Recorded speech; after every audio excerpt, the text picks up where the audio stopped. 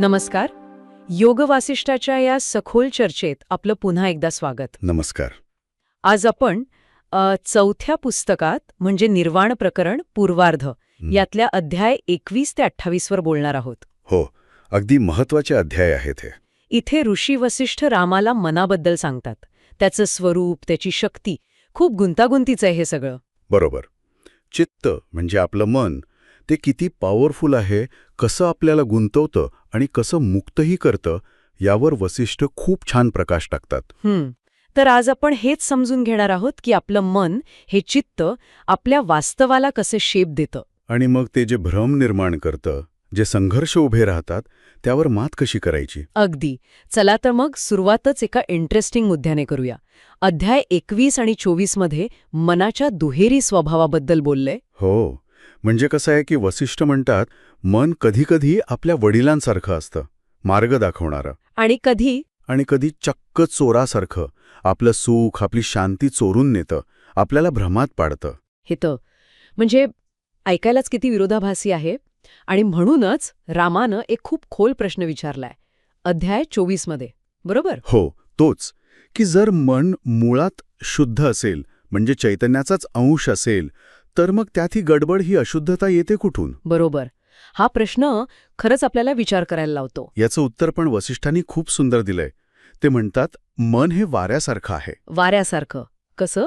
म्हणजे जसा वारा नाही का फुलांवरून जाताना सुगंध घेऊन जातो, तसंच आपलं मन ज्या विचारांच्या, ज्या भावनांच्या संपर्कात येतं, ते तसंच बनून जातं. अच्छा, म्हणजे ते मुळात शुद्ध असलं तरी संगत लागते त्याला. अगदी ज्या गोष्टींवर ते लक्ष केंद्रित करेल त्याचे रंग त्याला लागतात. त्यांनी म्हणाला, एका नटाची, एका अभिनेत्याची उपमा दिलीये. अभिनेत्याची? हो, जसा नट स्टेजवर वेगवेगळे रोल करतो आणि त्या भूमिकेशी इतका एकरूप होतो की स्वतःला विसरतो, तसंच मन पण वेगवेगळ्या इच्छा, वासना, भूमिकांमध्ये अडकून आपलं खरं शांत स्वरूप विसरून जातं. तो जे विचार पकडतो तोच बनतो. बरोबर. वेदांत पण तेच म्हणतो ना, मनच बंधन आणि मोक्षाचं कारण आहे. अर्थात सांख्य किंवा बौद्ध दर्शनांमध्ये थोडा वेगळा अप्रोच आहे. पण वशिष्ठ या सगळ्यांना कसं एकत्र आणतात? वशिष्ठ म्हणतात की हे वेगवेगळे दृष्टिकोन म्हणजे एका समुद्रावरच्या वेगवेगळ्या लाटांसारखे आहेत. मूळ गोष्ट एकच, मनाची प्रचंड क्रिएटिव्ह पॉवर. ते जसं विचार करतं तसं जग निर्माण करतं. म्हणूनच ते अध्याय 21 मध्ये सांगतात, आपल्या मनाची शुद्धता एखाद्या रत्नासारखी जपा. कारण जर मन अशुद्ध झालं तर ते आपल्याला दुःखात आणि भ्रमात ओढणारच. याचाच अर्थ मनावर कंट्रोल मिळवणं, त्याला योग्य दिशा देणं, हे खूप महत्वाचं आहे. ही फक्त फिलॉसॉफी नाहीये, प्रॅक्टिकल गोष्ट आहे. अगदी. पण हे मन राहतं कुठं? तर या शरीरात. आणि आपण अनेकदा शरीरालाच दोष देतो, नाही का? हो, सगळ्या त्रासाचं मूळ शरीरच आहे असं वाटतं आपल्याला. पण वशिष्ठांचा दृष्टिकोन इथे खूप वेगळा आहे. अध्याय 23 मध्ये ते म्हणतात, ज्ञानी माणसासाठी शरीर तुरुंग नाहीये. नाहीये? मग काय आहे? ते एक राज्य आहे, एक पवित्र आश्रम आहे, किंवा मुक्तीकडे नेणारा रथ. तो शरीराकडे एका टूलसारखं बघतो, अडथळ्यासारखं नाही. अरे वा, शरीर म्हणजे राज्य, ही कल्पनाच भारी आहे. याचा विस्तार कसा केलाय त्यांनी? त्यांनी शरीर एक शहर असं रूपक वापरलंय. खूप सुंदर आहे ते. कसं? म्हणजे बघा, डोळे म्हणजे शहराच्या खिडक्या, हात म्हणजे दाराच्या बिजागऱ्या, त्वचा म्हणजे भिंती संरक्षण करणाऱ्या, अच्छा. पाय म्हणजे शहराचे आधारस्तंभ, चेहरा म्हणजे जणू राजाशाही बाग, आणि हृदय ते म्हणजे आनंदाची बाग. ज्ञानी माणूस या शहराचा राजा असतो. वा, म्हणजे तो या शहरात राहतो, त्याचा वापर करतो, पण त्याचा गुलाम नाही होत, राजासारखा राज्य करतो. अगदी. आणि सुख दुःख ती येतात जातात. वसिष्ठ म्हणतात, जसा माठ फुटला तरी आतली पोकळी ते आकाश तसंच राहतं. तसंच शरीराला काही झालं तरी ज्ञानी व्यक्तीचं आत्मस्वरूप बदलत नाही. तो साक्षी असतो, शरीरात अडकलेला नसतो. आणि याच शहरात, याच राजवाड्यात इंद्रिय आहेत, ज्यांना वशिष्ठांनी अस्वस्थ माकडं म्हटले. हो, हे रूपक एकदम परफेक्ट आहे. म्हणजे नियंत्रणाबद्दल काय सांगतात ते? अहो, माकडं कशी असतात, एका जागी बसत नाहीत, इकडून तिकडे उड्या मारतात. बरोबर. तशीच आपली इंद्रिय सतत बाहेरच्या विषयांकडे धावतात, रूप, रस, गंध यांच्या मागे.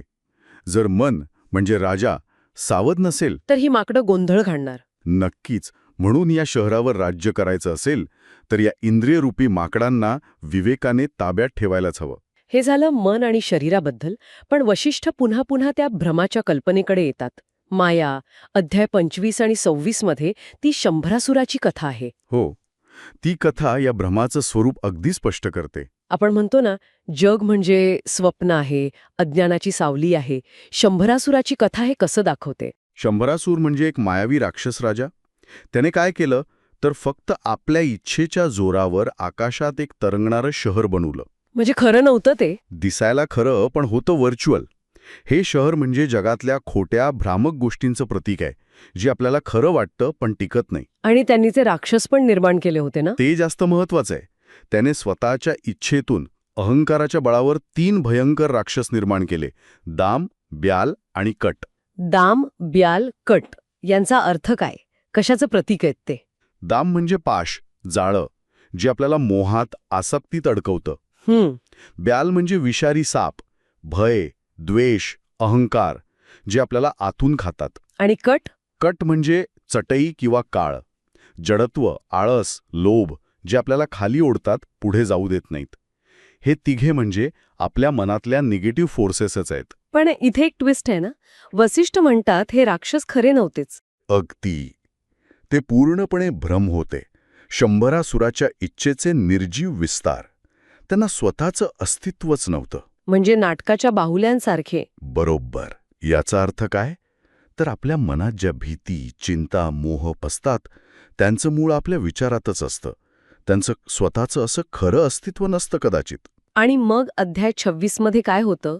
हे भ्रामक राक्षस कसे संपतात? जेव्हा देव त्यांच्याशी लढायला जातात आणि त्यांच्या खऱ्या स्वरूपावर विचार करतात, तेव्हा त्यांना कळतं की हे तर निव्वळ माया आहेत.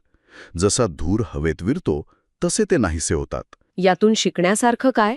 हेच की आपल्या आतले जे दाम, ब्याल, कट आहेत, म्हणजे आपल्या भीती, वासना, मोह, त्यांचं जर आपण नीट परीक्षण केलं, त्यांच्या मुळाशी गेलो, तर त्यांचं खोटं स्वरूप उघडं पडतं. ज्ञानासमोर ते टिकू शकत नाहीत. हाच विचार पुढे नेला आहे का त्या आंतरिक युद्धाच्या वर्णनात अध्याय 24, 26, 27, 28 मध्ये? हो ना. ते शंभरासुराचे राक्षस आणि देवांचं युद्ध, ते म्हणजे आपल्या आत चाललेल्या संघर्षाचंच प्रतीक आहे. अध्याय 24 मध्ये इंद्रियांना उन्मत्त हत्ती म्हटलंय. हो, आणि विश्वासघातकी शत्रूसुद्धा, जे वासनांच्या रूपाने हल्ला करतात. आणि अध्याय 26 मधल्या युद्धाचं वर्णन तर अरे बापरे. कसं आहे ते वर्णन? म्हणजे रक्ताच्या नद्या वाहतायत, कापलेली डोकी गडगडतायत. हे सगळं आपल्या आतल्या मानसिक गोंधळाचं, मूल्यांच्या संघर्षाचं प्रतीक आहे. इच्छा आणि विवेक यांच्या लढाईचं.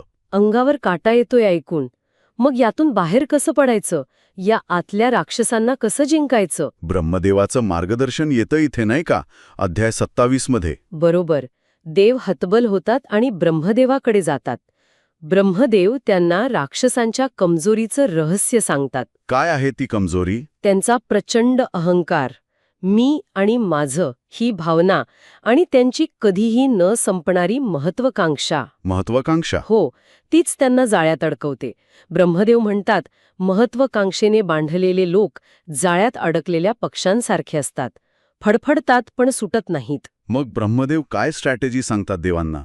एकदम अनपेक्षित. ते म्हणतात, त्यांच्या लोभाला अजून खतपाणी घाला, त्यांना अजून जिंकण्याची, उपभोगाची लालसा दाखवा. असं का? कारण हाच लोभ त्यांना आंधळं करेल, ते अविचारी होतील, अहंकार वाढेल आणि ते स्वतःच्या नाशाला कारणीभूत ठरतील. त्यांना बाहेरून हरवायची गरज नाही, ते आतूनच कोसळतील. आणि तसंच होतं.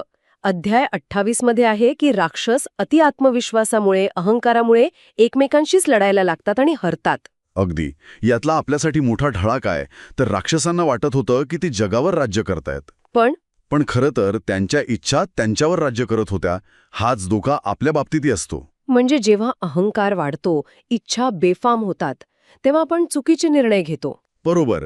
नाती बिघडतात, कामात चुका होतात, सगळा गोंधळ होतो.